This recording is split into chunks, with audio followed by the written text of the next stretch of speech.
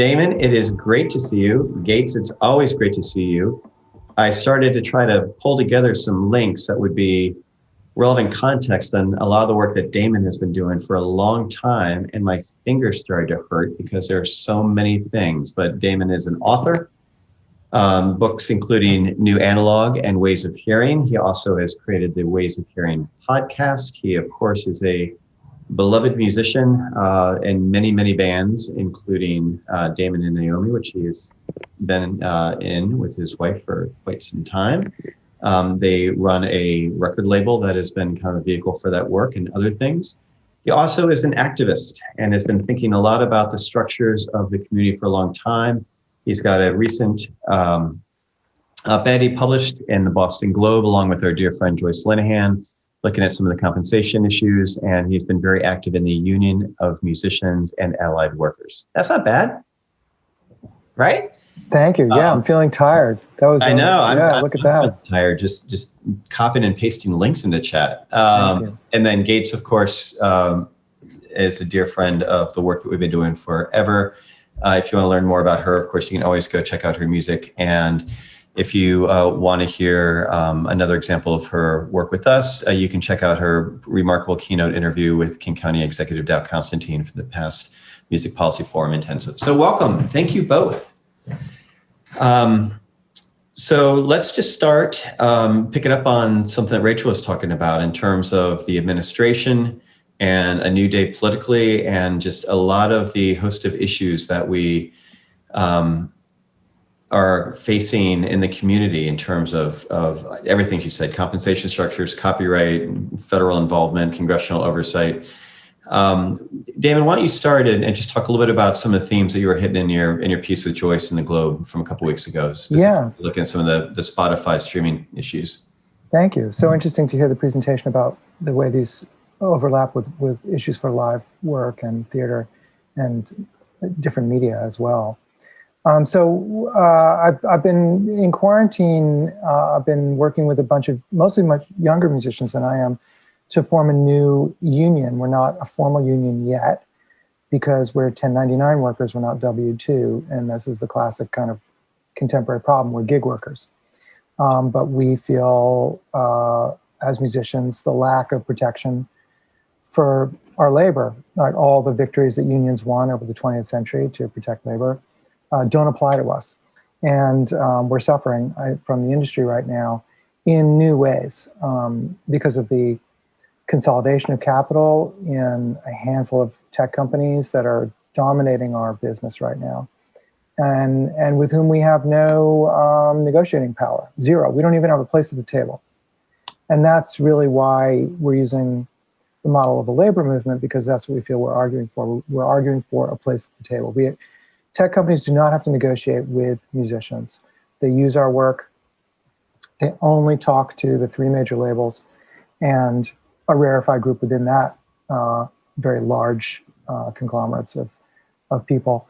And that's it. They never have to come to any of us. We're just like another consumer, although we are providing the content for the platforms.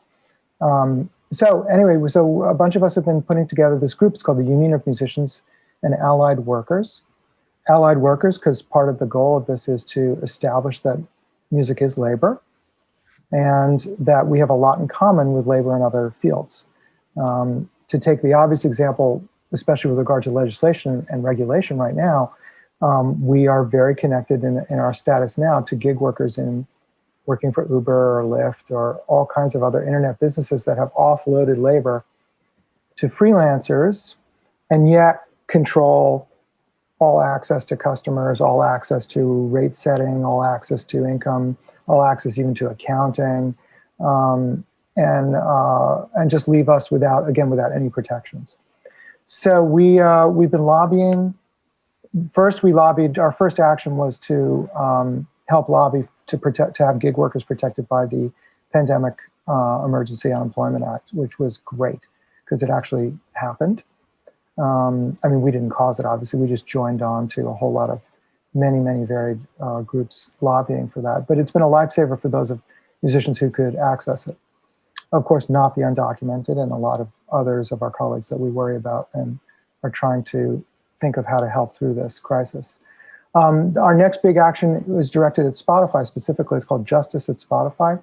You can find it on our website, unionofmusicians.org, or hashtag Justice at Spotify if you search it.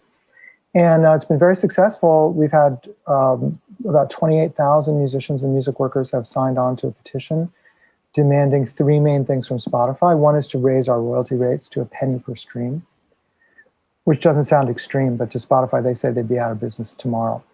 Of course, Apple clearly heard us because they just made a big press release saying they are paying $0.01 a stream. So we feel, we don't believe Apple's paying $0.01 a stream, but even the fact that they took our language and are promoting it as what they should be doing is huge news for us and feels like something of a victory and a way to help leverage Spotify toward behaving more, at least in line with the rest of the market. They currently pay about a third of $0.01 per stream.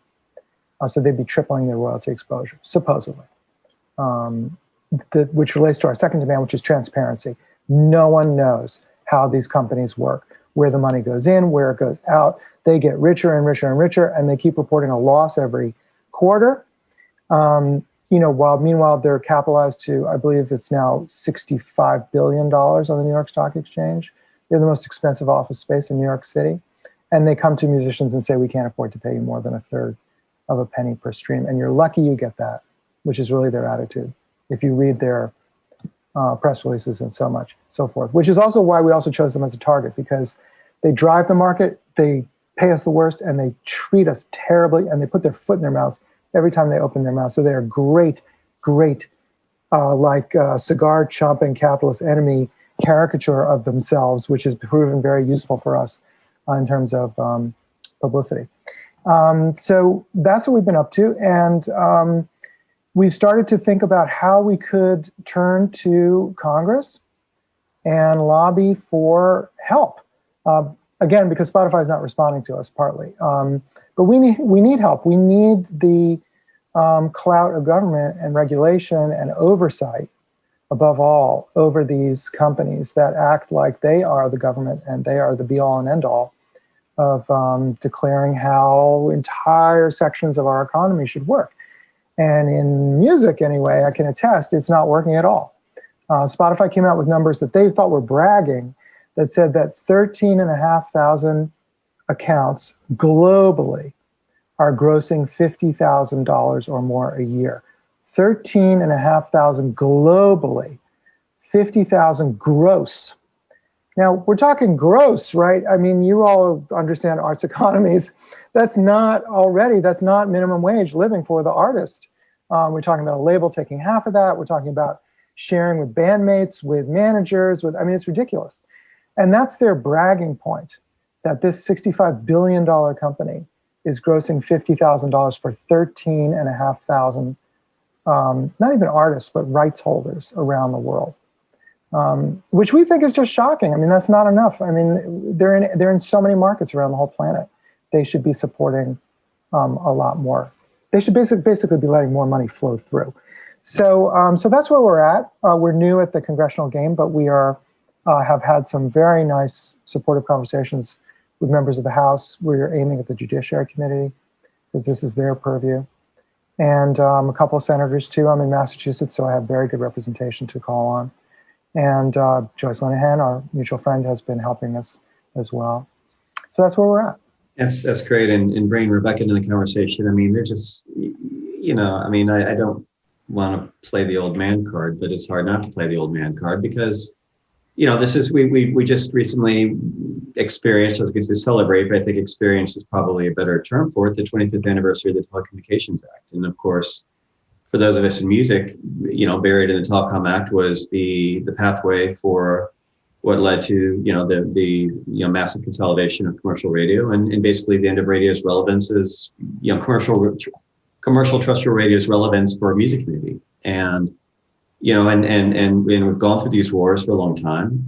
We went through the payola wars, and the echoes of this again are that corporations, they're going to do what they do, right? I mean, this is not, I appreciate the optics of the cigar chomping, but ultimately this is capitalism, and this is how you maximize shareholder value, and you do that by you pay out as the least amount you can. And Rebecca, I know you've been thinking about these issues for a long time, just in terms of how can we organize, what's the sort of difference between catharsis and strategy, how can we actually be meaningfully effective, not just in the technology conversations, but just across the board in terms of elevating the sort of voice and the role of musicians. And I just love from your perspective, again, as someone who's been engaged in the advocacy sort of conversations and infrastructure for a long time. What is your kind of sense of this moment? Does this feel different? Does it feel like the same conversations? Does it feel like we actually have an opportunity to really do some things differently? I'll be speaking to you for the next 5 hours. No, I think there's a Peter Bogdanovich film, dance, eternal dance style scene coming up. I think, there is a cyclical, I think that there, as you know, as well as anyone, there's a cyclical element to these issues and things that come up. There's always Thanos trying to show up and steal all the marbles. There's always, there's new technologies that come up. There's new opportunities. And I think that one of the things that I've been thinking a lot about is I've been so nourished by the amount of networks that have come up in the last year, 13 months, 14 months. Rachel mentioned some of that, of course. Revs, Neva, there's just musicians, the union, it is an opportunity to organize or codify people who have been in the ecosystem for a long time and maybe haven't either had the capacity to engage in strengthening a network or haven't really had a common need to sort of step out of daily routine. So I think that that's something that's really I'm excited about in this moment.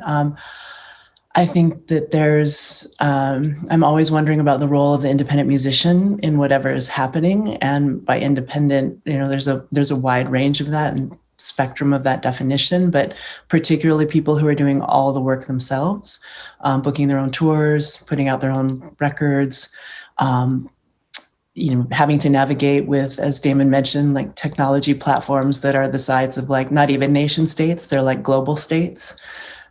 So there's different points of inflection in the ecosystem.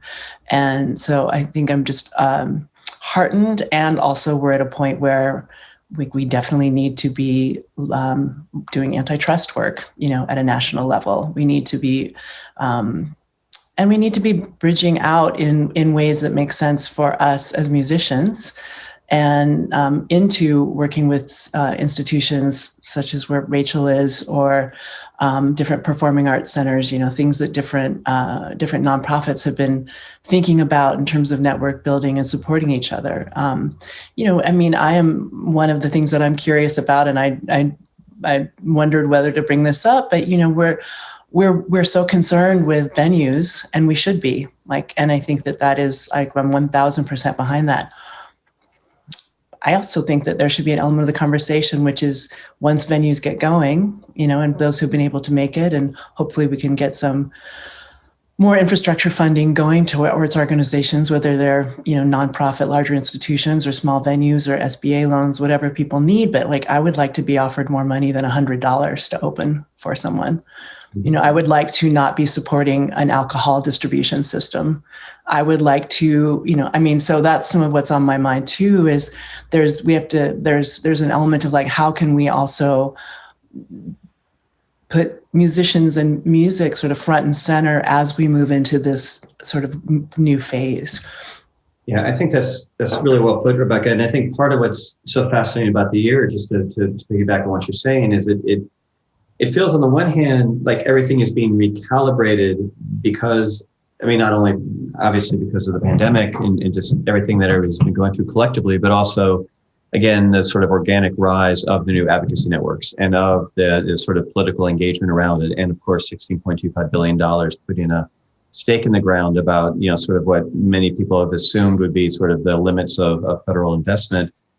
At the same time, it feels like there's a little bit more clarity around, these concepts in the language we use at Music Policy Forum is, the kind of ongoing pursuit of stronger, more resilient, and more equitable music scenes, music ecosystems. And what does that mean in practice? And part of what I love about today's conversation, and I'm so happy to have the three of you on, is because you can't, I think it's a real mistake, and it's been a real mistake in our community for a long time to not engage the structural, right? And part of, again, the work that Damon and Damon's colleagues are doing is so critical, because as you see, Lena Khan, on the way to be confirmed to be at the Federal Trade Commission, and the ability to have these new conversations about platform domination and how do we rethink monopoly policy and what is that, what are fair marketplaces look like, you need to be able to inform those conversations with practitioners who can actually talk about it, in substance and really understand the industry. So you don't have to take for granted, like we're just going to get screwed on the rates and we're just going to work around that. No, we can engage in that.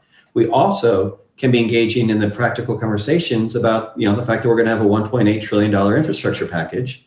That's money they're going to spend that should be spent on cultural infrastructure and on resources, and not just on physical space, but on the types of things, Rebecca, that you're talking about. And I love, we've seen a lot of conversations, and actually, Rachel, I don't want to put you back in the spot, but since you're here, I think it dovetails nicely what you're talking about.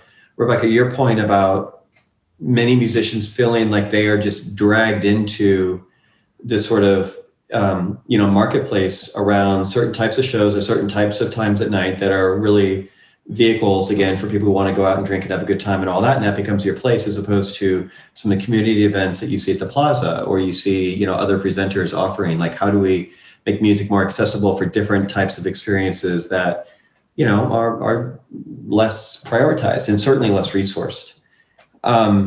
So, that's a lot. I'm sorry. I didn't mean to go off on those tangents. And obviously, certainly audience members who have questions or comments for these folks, throw them into the Q&A.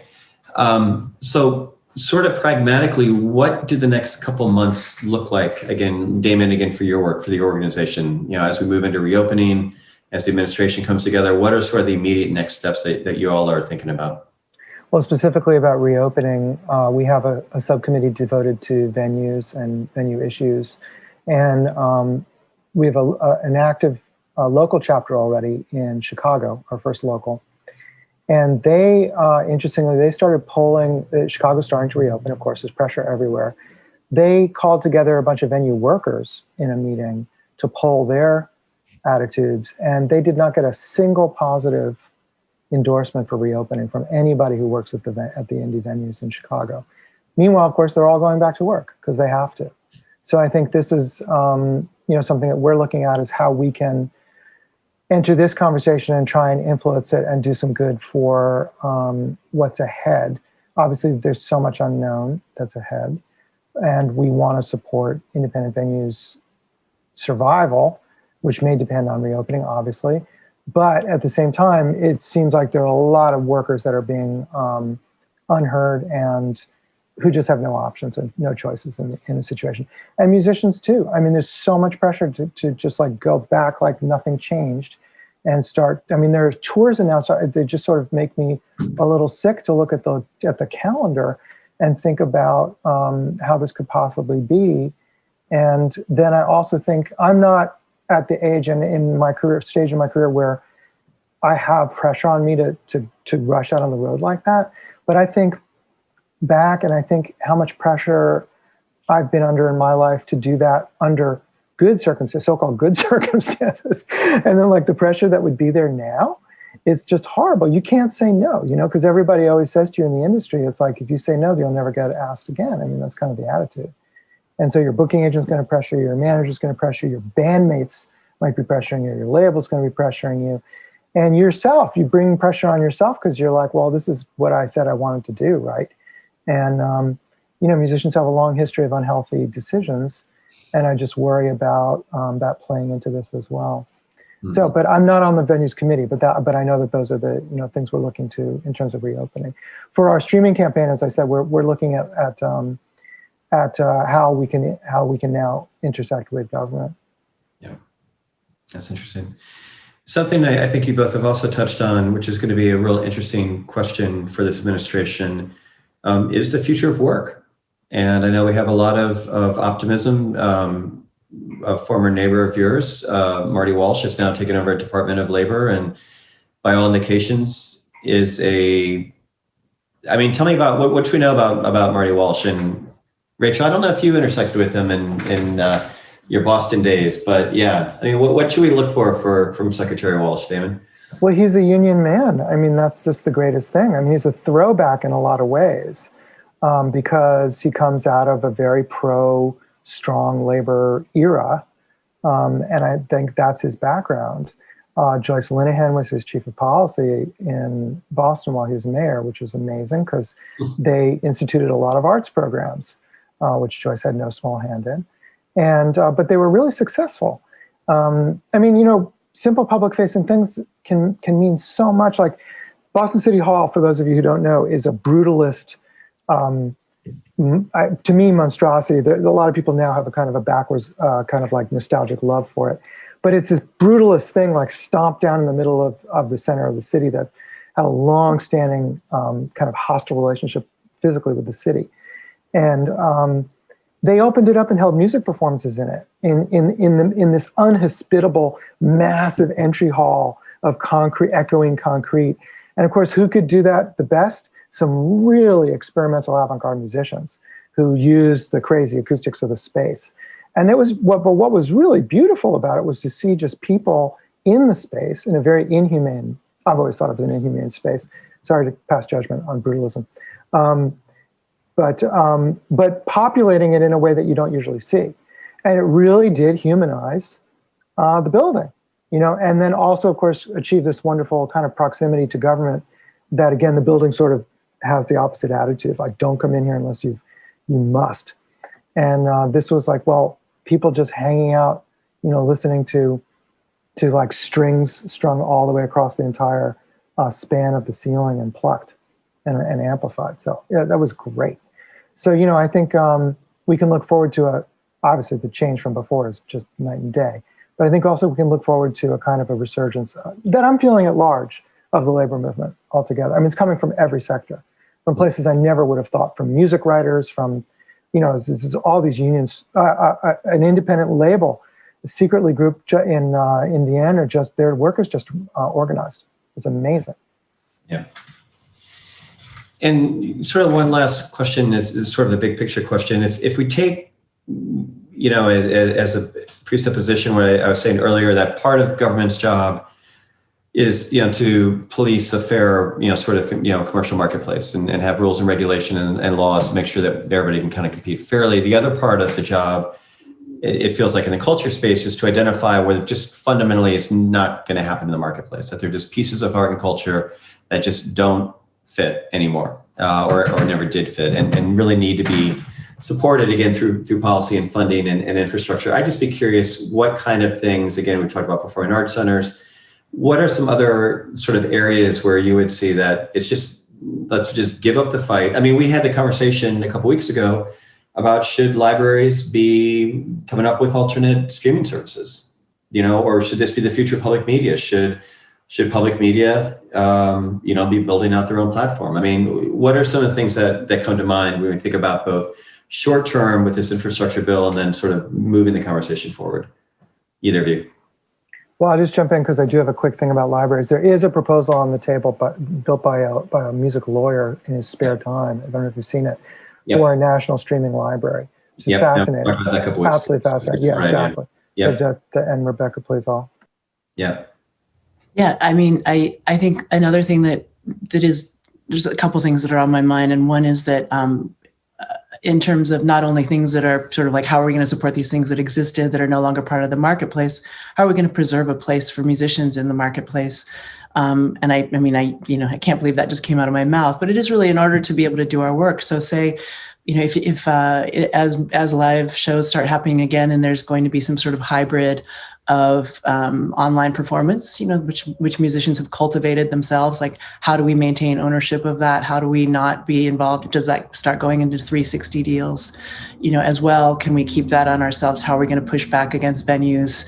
If I'm like, I want to have my computer and I'm doing this, but you get the room, you know, and I think that I'm as much thinking about that sort of like what's possible over the next 6 months to a year as the past and sort of the present. And I think part of what's going to what's wonderful about the work that Damon and the folks there are doing, as well as other, groups coming together, is that continues to need to be strategies for musicians to engage and for there to be conversations with performing institutions and culture institutions.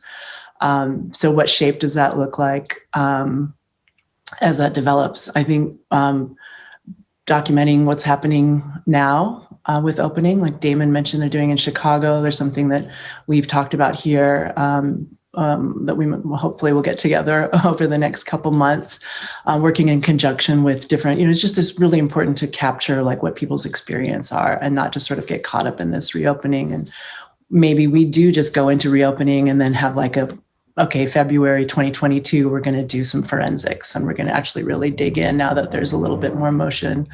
And I love what Rachel said about culture centers, recognizing that they need to be civic centers too, that this is all really tied together, and that's exciting. So I think there's a lot to get to, and there's a lot to take care of, but there's a lot of people who are on board, and it feels like even more and more people are coming into that task. So I'm encouraged. Yeah, I also, Rachel, I found it amazing when you said how, we can't just go back. We have to acknowledge, the digital realm also, as well as our changed situation from the pandemic. And I think that's really a really important thought for all of us. But again, I think unfortunately the industry does just want to snap back. I mean, the commercial side of it, at least that's how it looks to us in music. And I think in some ways we need to resist that, even as we need to also kind of aid it, because of course this is our livelihood as well. It's a complicated situation.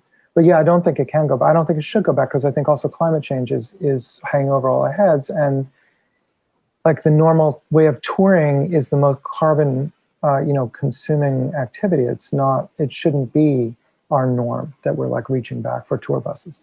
Yeah.